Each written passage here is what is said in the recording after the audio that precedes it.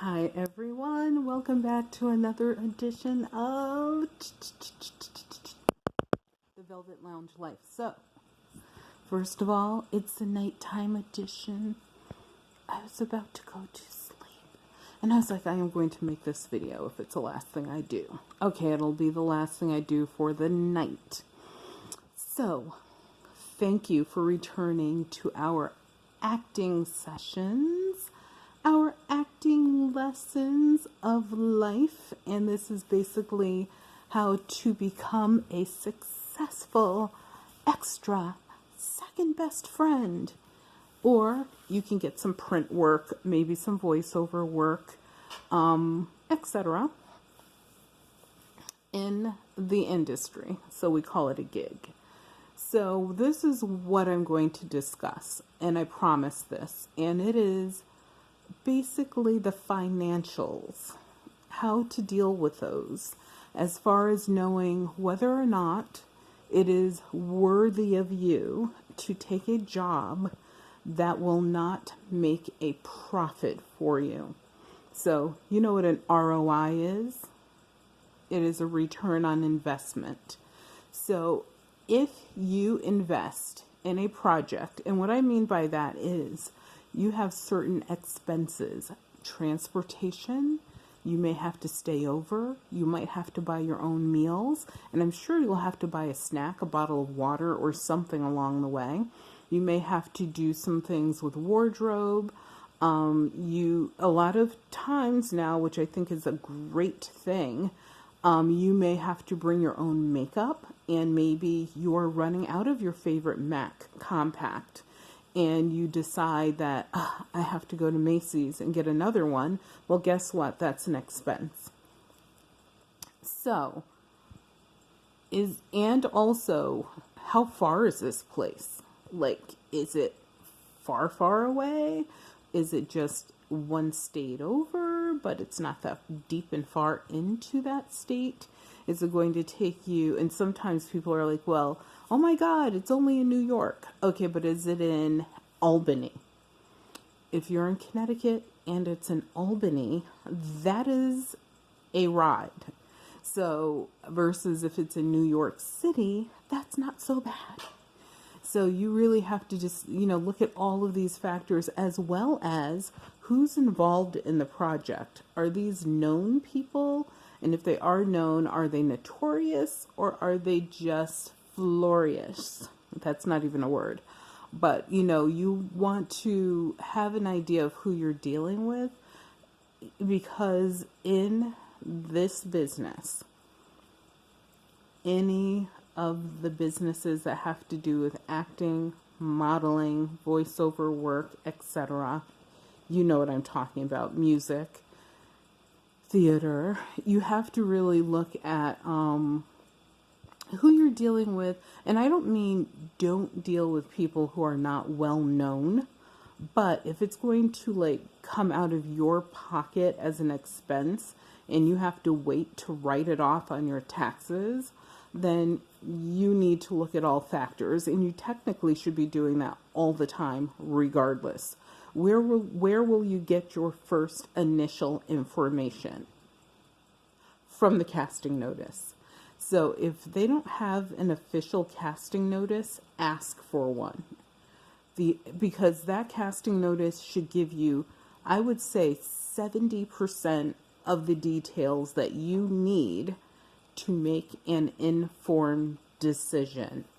They also have this thing, I don't know if you've ever heard of it, it's called Google, and this other thing that it's part of the internet, or Bing, or Yahoo, whoever you use as a search engine on the internet. You can go out there and look up information in regards to that project, or either the people associated with it, the production company, the directors, the camera people, whatever it is. You can, and sometimes the title is already released within the industry, so there could be industry notes out there. And if you look, you might find much more information on that project than you anticipated. So if you find enough to help you make that decision, the next thing you need to make sure you look at within hopefully that casting note, and you need to always get this in writing, is how much are you being paid to do the job. Now, there's lots of scale of pay. Some scale is zero, like zilch, nada, nothing.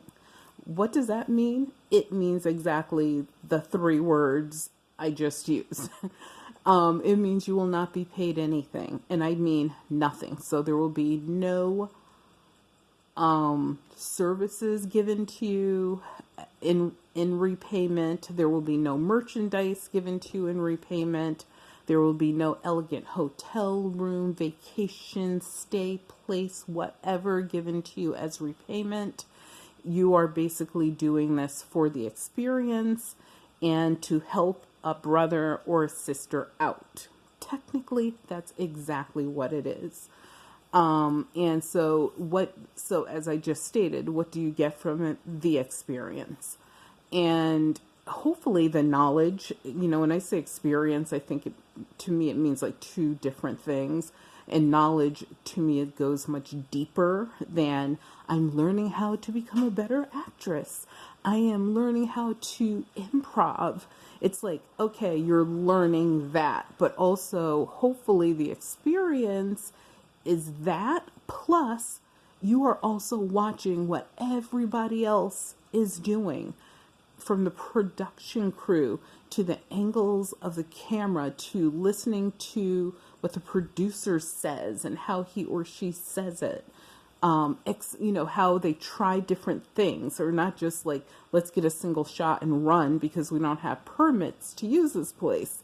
You're also looking, hopefully at your other acting and actors and actresses on set, to maybe get different ideas for your own techniques. And you're also, of course, looking at hopefully your surroundings, because you're sitting there saying, very interesting that they use this place. And that way, if you are ever, let's say, in a position to create your own projects, then you can sort of, get a full photographic picture of basically how all of this stuff came to be, and basically, and I think this is very important, what it takes to get a picture done. And I mean, that dates me, doesn't it? A movie, a film, a television show, etc. It is not, the quick hit and run that everyone thinks it is, or as easy as most people think it is. And also, obviously behind the scenes, the things that you can't see, like in the editing room, the sound, all of that stuff has to come together as well. So, and those are things, like I said, you may never see because those come much, much, much later. But, take into account, like I said, what are all the benefits of you doing a project and not getting paid anything for it? Okay, confession. I only did, I believe, 1 project, actually I think 2 projects where I did not get paid. And I did them for the experience. Now, these were things that took place within my state. There was no large effort. I mean, I needed to get in a vehicle to get there, but it was not a big deal. They did feed us, and they did not feed us. I always look for that. Like, are you feeding us pizza or something? Like, do we have healthy options here? And we actually had healthy options. They gave us beverages. They made us very comfortable. And they actually, wanted ideas from us, which I thought was really, really cool. And that was on one project in particular that I worked on.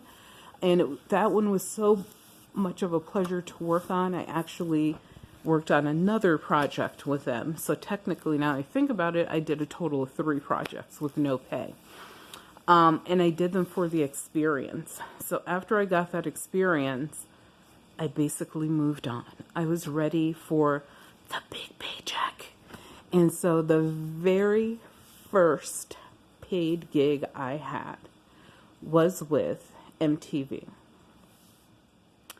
Yes, people. MTV.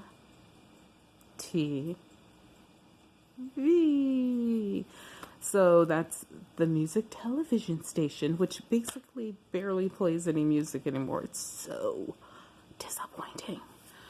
But these were the earlier years, I guess I'll say, of MTV. Not the earliest. It's probably maybe 4 or 5 years, maybe even 6 years after. And they had a show that was named Club MTV, and they needed dancers, and guess what? I danced. I shook it all the way down to the ground. Okay, that didn't happen. I danced, though. I did. And it was a show, I guess I'm going to say basically a thievery of a combination of American Bandstand meets Soul Train meets middle income America, and we're also trying to be a little bit diverse and, you know, also be relatively, definitely something that is, I'm going to say all American, but sometimes with a little bit of a twist.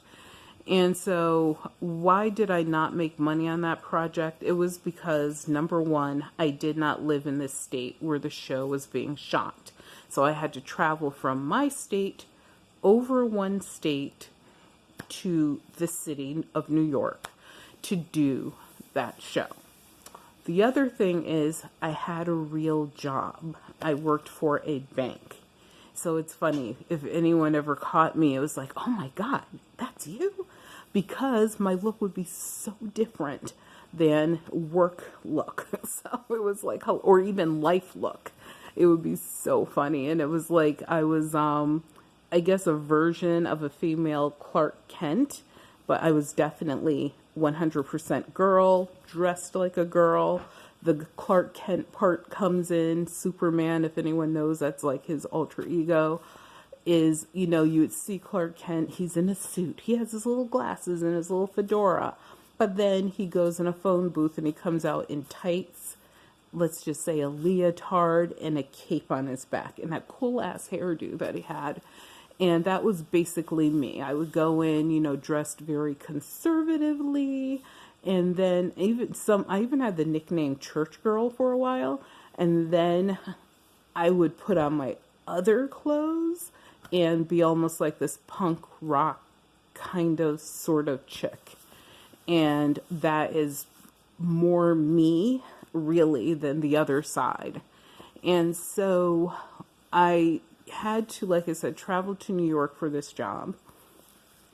I also purchased a couple pieces of clothing, or they were accessories just to like sort of, you know, set off what I already had. And I also, food. I know that I bought water because I remember the water. I remember that was the first time I ever purchased bottled water. And I was like, oh my God, it's like $3 for a bottle of water. This makes no sense. Water should be free.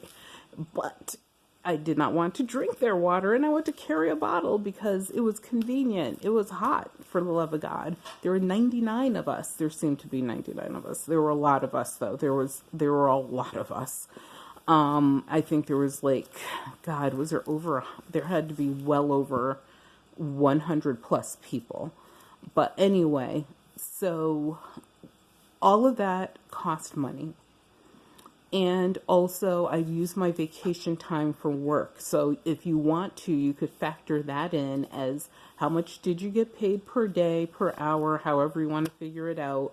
And you had to pay. So you could look at that as an expense in a way, but you cannot write that off on your taxes. Let's not get wild about it. But, you know, when I took all that into consideration, it did not help that, okay, my train fare cost more than I was making per day. I only made $25 a day for that gig. And I did it for like, I'm going to say maybe 5-6 days. And after a while, I was just like, okay, I came, I conquered, I did it, I got it, met some really nice, cool people. And even two of them I'm still in contact with today. They contact me every once in a while, which is really nice. And,